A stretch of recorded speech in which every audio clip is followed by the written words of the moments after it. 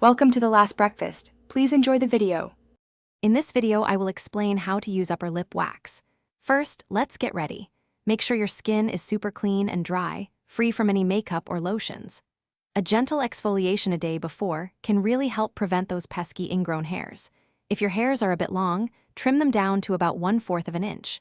And always do a patch test 24 hours beforehand to ensure no adverse reactions.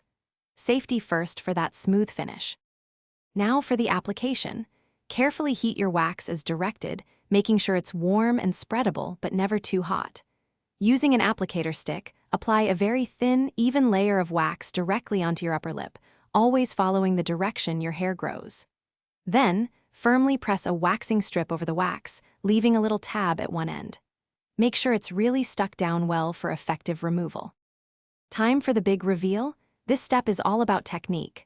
First, hold your skin taut with one hand. This really helps reduce discomfort. With the other hand, grab the tab of the strip and pull it off swiftly, going against the direction of your hair growth. Remember to pull parallel to your skin, not straight up, to prevent any bruising. Immediately after, press your hand firmly on the area to soothe it. After waxing, proper aftercare is key for happy skin. Gently remove any leftover wax using a specialized post-wax oil or a mild cleanser. Then, apply a soothing lotion or pure aloe vera gel to calm any redness and irritation.